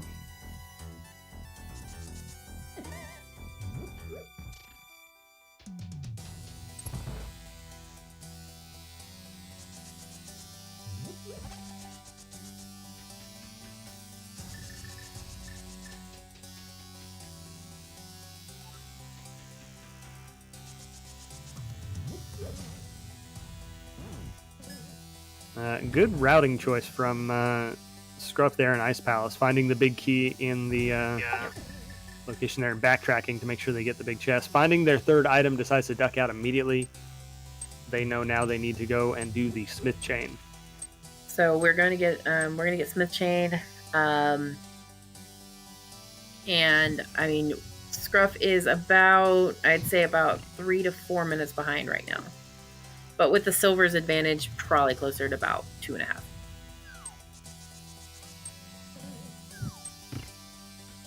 Yeah, and in go mode, that's going to be hard to make up. I'd almost put them almost 4 minutes behind anyway. They got to get their boots, and then they got to go and get their flute and activate it before they can get over to Meyer. So Garrison already a dungeon ahead because they are on the Vitreous fight. Going to use cape strats here.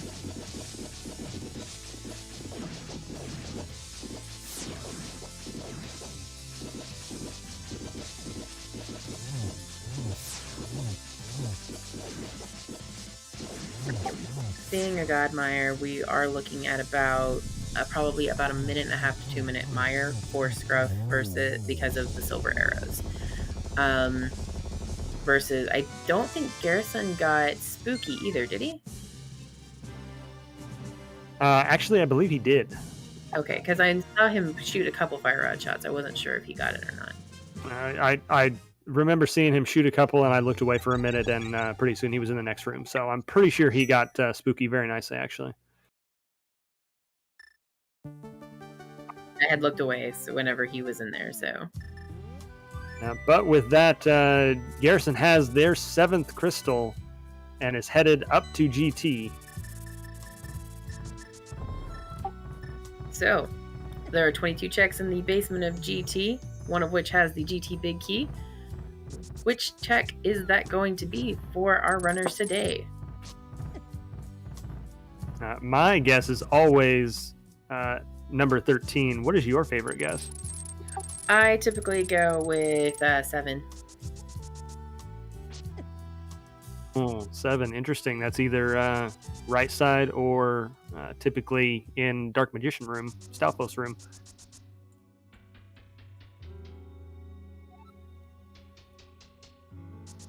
Yeah, get your bets in chat quickly if you can.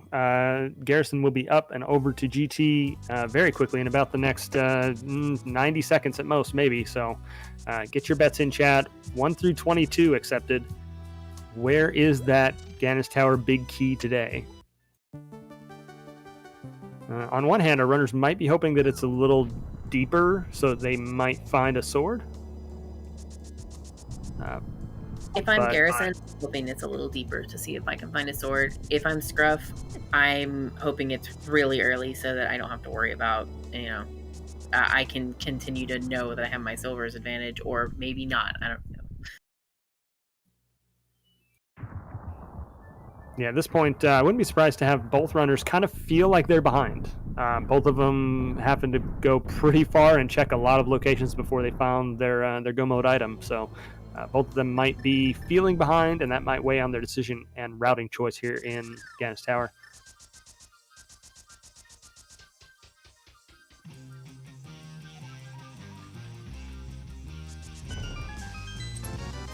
Well, there it is, right there.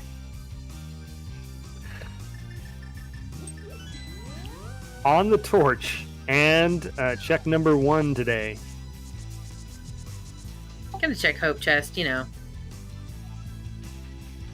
Garrison putting in a little bit of work here just to check a few extra locations, hoping to find a sword, maybe half magic, something to help them. Finding nothing but keys, unfortunately.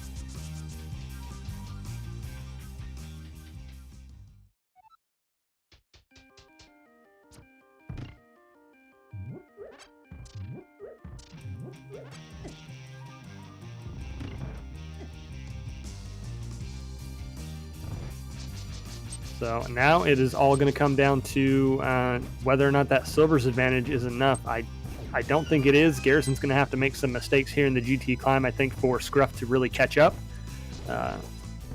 It's definitely possible. Well, you've also got to remember that Master Sword Silverless is a whole lot of spins.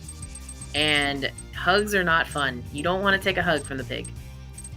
That is very true. Unless a miracle happens and the Tempered Sword, the 4th sword, is up in the top of GT here, and Garrison decides to check it, he's looking at a Master Sword Silverless fight, which takes a long time, 24 spins. Scruff will be able to take out the 4th phase of Ganon relatively quickly. This is still Rando, and Ganon can be very mean. So I'm hoping that he's not going to be very mean, because we definitely want the runners to put on their best show. But if Ganon is a little bit mean, might make for a race. I think the runners quite enjoy when Ganon is a little mean. Or not the runners, the watchers, the viewers here, I think, really like it when Ganon just pulls out all the stops. Chat is nothing if not cruel. Very true, very true. It's one of those things of how mean can Ganon be? Let's make it meaner.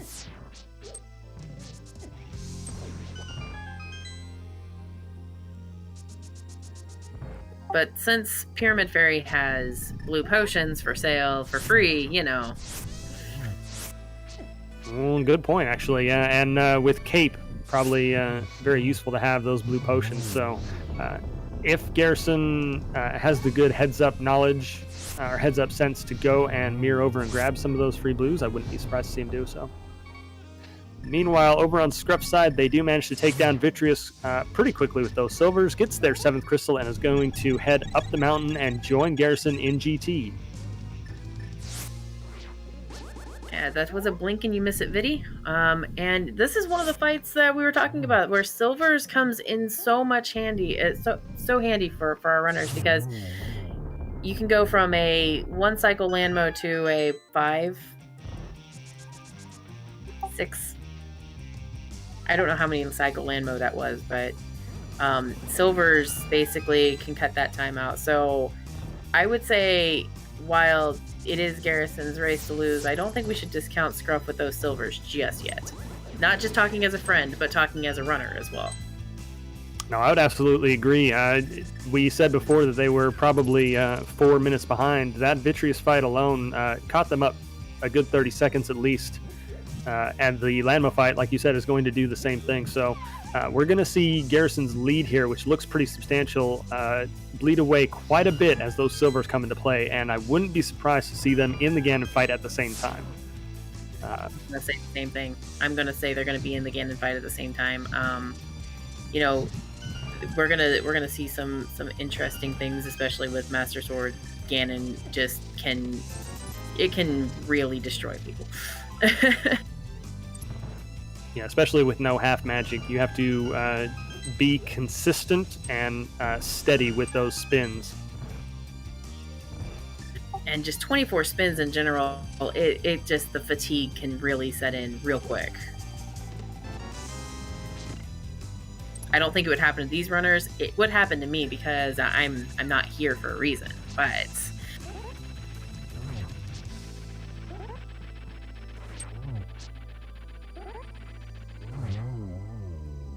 Ooh, a nice Landmo 2 fight from Garrison, getting a really slick second hit on there. I didn't think they were going to get it, but they managed to snag it.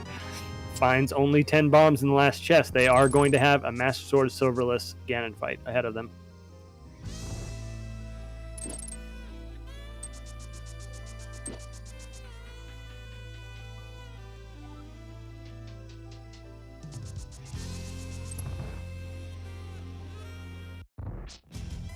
Scruff is at the bottom of the tower as Garrison's at the top. And Yeah, Hydropower, he never does Tile Room. Like, he never does Tile Room. I don't know where people think he does Tile Room. He does not do Tile Room ever.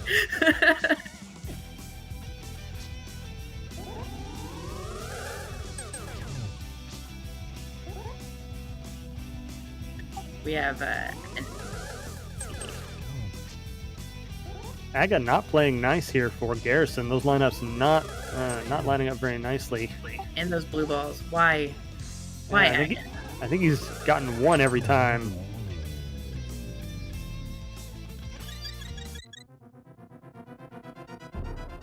I did see him drop a fairy and grab it to refill his health. I imagine he is going to mirror over and grab a blue potion or two before he heads into the Ganon fight. Definitely would.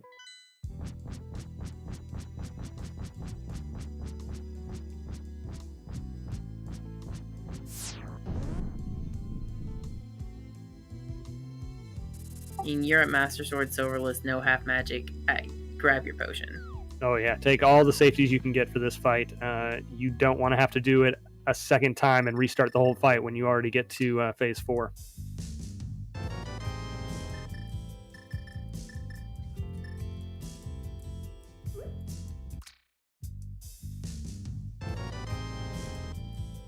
Ooh, my least favorite room in the gauntlet, giving some trouble to Scruff as those BMOs just continue to knock him around on that ice. Yeah, these rooms are just sometimes they're great, sometimes they're not.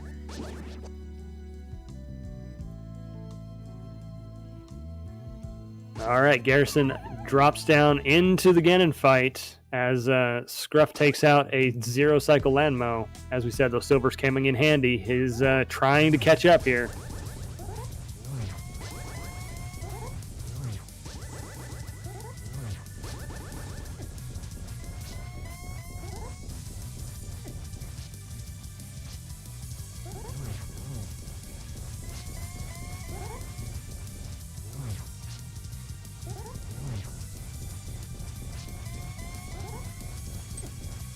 Garrison spinning away at the Ganon fight. This first phase taking longer than usual because of the Master Sword, and just an absolute pain when that trident starts spinning around and knocking you around. You can only get a couple of spins in each time if you want to avoid the damage. All right, we're on the phase 2.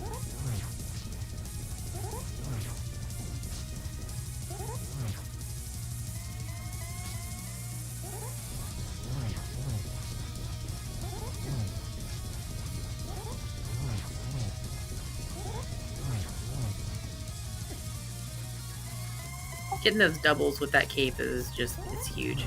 Yeah, very important to get those doubles whenever you can, and the cape making it definitely possible. Chat correctly noticing that the torch glitch will be a big important thing for Garrison here.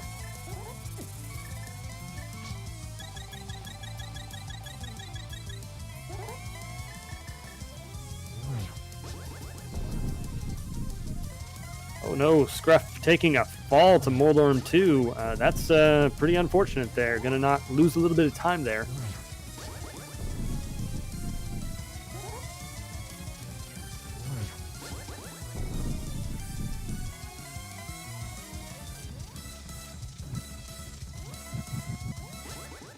It does manage to get the torch glitch on Garrison's side onto phase 4. 24 spins to victory here.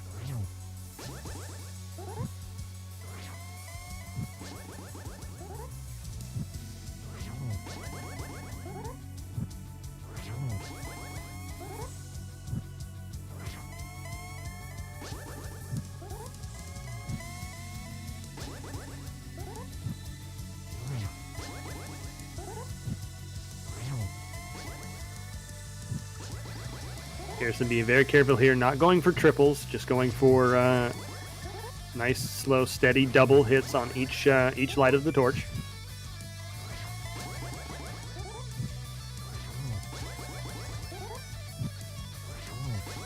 It's definitely what you want to do, especially if you don't have, if you don't have half magic. I mean, yeah, you might have potions, but you don't want to waste that magic.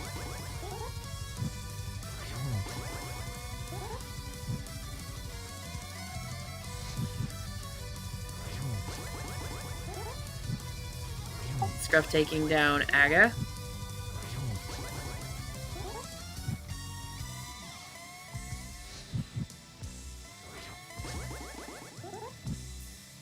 Garrison over halfway done with his phase 4 Ganon fight. Only needs a couple of more sets of spins in to try and knock out the pig.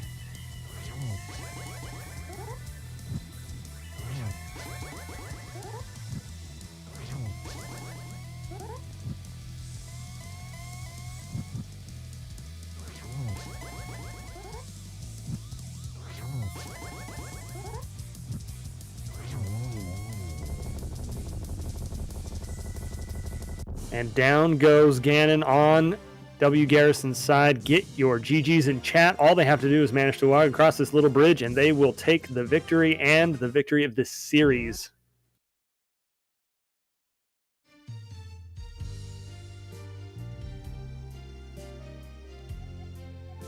What a race.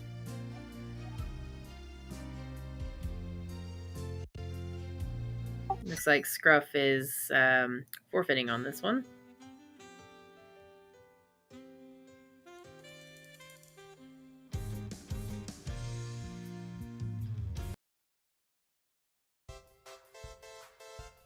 And we are joined by our winner here, WGarrison. GG's. Hello, GG. That was a seed. Indeed, it was. It's definitely back and forth for a while, and then it just, you found the boots. That was the big turning point. And I just catching the end of that. We were very, very close. I had no idea where he was when I finished, and that was so close. So, what'd you think of that seed? I actually managed to calm my nerves down better this seed than the last one. I still had a little bit of a gaffe with walking past the back of Tavern in the beginning, but I got myself settled down. But going through the early dungeons and just continue, like, Swamp having nothing was terrifying. So I decided to put off Hera for like forever and just see if I could gamble and get something out of Pod Eastern. The bow being in the back was just like, oh man, that's awesome. I think the real bow had to either be, well, it was probably on Mushroom. It could technically have been on Magic Bat. Did Scruff find it? Yeah, he found it on Mushroom. Okay. Yeah. But I mean, I just continued to put off Hera forever. With Mitts being up there, it kind of forced my hand eventually. And I had so little, I'm like, I'm just going to straight out do big chest and hope that boots... I was hoping that boots were there, because it's something that's so easily skippable. When Mitch showed up, like, my fist pump, like, the excitement was there. I'm like, this is something that Scruff definitely could have missed, and I think I have a good shot at this race. Yeah, there was a lot of little divergences from you two, both grabbing different items and using those items on different dungeons. The two big plays that really brought you the narrow victory here was your play into Pod without the bow and managing to get the fairy clip on that side. Good job on that, by the way. And then, your choice to do the basement of Hera and grab that big key so you could open the big chest. Your opponent did skip the big key of Hera until pretty much last location, which I would say they had a lead on you until that point, and then you managed to take it right back with grabbing those mitts. Well, Scruff is a very good player. I came into this series not expecting to beat Scruff, to be honest. So I felt like I needed to have something go right. I practiced my butt off, and I just tried to play the strongest game that I could. And I was like, if I could play well and something goes right, I might be able to take this. And that's exactly what happened. I just got a little bit luck going my way, but Scruff is a scary, scary opponent. Oh, absolutely. Both of you showing off amazing skill throughout the entire race. If Scruff had not skipped those mitts, this might have turned out differently. But the victory for you, winning the series, and gonna go on to face, I believe, the winner of the Zen Arcane late bit match, which still hasn't been decided yet. What are your thoughts on the semifinals as you go into them? I have no idea how I'm here in the semifinals, to be honest. Like, I joined Challenge Cup just to play. Like, my goal was to get into brackets, and now that I'm here, like, just the amount that I have learned, even just from the start of main tournament qualifiers to get here, has been immense. And I mean, I don't have any. I mean, I didn't expect to be here, and as far as I get is where I'm going to get. I'm going to continue to practice and just see what happens at this point. It's super exciting. Absolutely. I mean, you definitely have shown. I mean, the race here was very well executed from both of you, and just you showing some of the things that with the fairy revival, where you got your bow without getting the bow on Mushroom, for example, and things like that. You've definitely got your goal of getting into brackets, and I think that you're going to do really well in the semifinals, and I look forward to seeing you kick some more butt.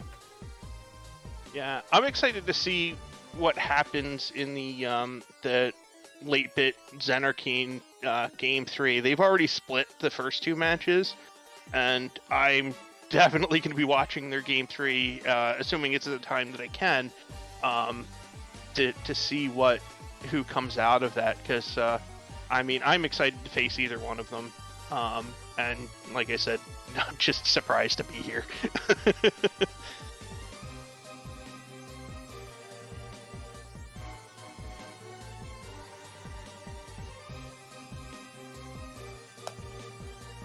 Okay, we good to wrap up? I think so. Awesome. All right, so I want to thank our runners. Thank you to WGarrison and MrScruffNinjaTuna. That was an awesome race to watch. Thank you to our commentators, Corey Vane and TabbyCat54, and our tracker, Professor Pixie. Did a fantastic job, everybody. Thank you so much. We're going to raid ZSR 3. They're doing a Wind Waker Challenge Cup match right now, which is going to be fun to watch. Coming up on the schedule for ZSR. On Saturday, we have a charity event happening with Ocarina of Time Randomizer crowd control between Void and Trez. So if you want to torture those two as much as you possible for a good cause, by all means join in. It's benefiting Pank One, I think is how you say the charity name. And also for Link to the Past Randomizer Challenge Cup, we have Maya Neko versus Fant. We had it scheduled for Saturday, but I just saw on Discord they have to reschedule that. But we should be seeing them race their first match on Sunday, however. So if you want to see those matches, please sign up if you are a commentator or a tracker. And just look at the schedule. We have a bunch of things coming up, but that still need to be scheduled with Wind Waker and Link to the Past and other things as well. And with that, we're going to sign off here. Thank you so much for watching, everybody, and have a fantastic rest of your day. Bye!